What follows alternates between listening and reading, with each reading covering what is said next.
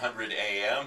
Chief Strategy Officer of Global Computer Enterprises, David Lucas, is my guest. And before the break, David, we were talking about the components of federal financial management and the use of cloud as a service. I wonder how much of this change, this idea that projects, IT projects, aren't going to be 5 and 10 and 15-year behemoths as they've been in the past. Yeah, Global Computer Enterprises is really in the sweet spot of financial management and cloud computing for federal agencies. What we do is provide software as a service for agencies that are looking to get rid of the care and feeding of their financial system and adopt instead, as they modernize, a service from a commercial provider.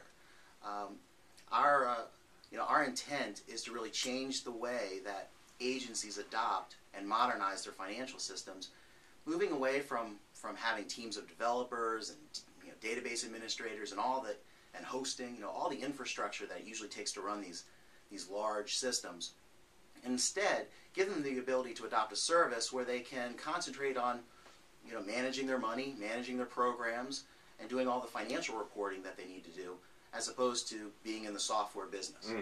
There is a lot of reporting that goes on. A lot of it goes on because many financial management systems in government are on high-risk lists and can't be reconciled in many cases. How did we get to a point in government where so many financial management systems are so unwieldy and so difficult to use, and where we really can't put our fingers on where the money comes from and goes to?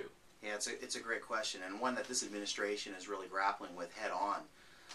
And they're doing it in a couple of different areas. Some of it's very public, where you see Danny Werfel and OMB really creating a framework to do some analysis around what are the new initiatives that agencies are going through to modernize. And then you're also seeing some things that aren't quite as directly on point, but speak to the risk management, and that is, Anish Chopra and Vivek Kundra with initiatives around data center consolidation and promotion of cloud computing.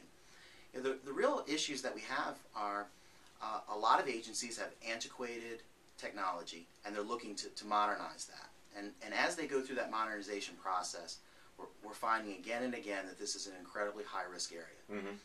What's compelling, I think, about a new business model that's emerging, and one that my company happens to be really an evangelist for, is how do you take a cloud computing solution and present it as a service for agencies, so that when they go through this modernization effort, they don't struggle for years and years and years to field even a basic system.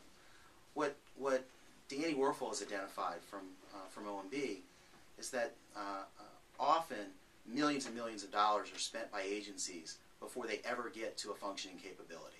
Meaning, projects get derailed before they ever even get fielded, as companies, contractors, and the agencies sort of struggle to build a prototype of what they think their new system looks like.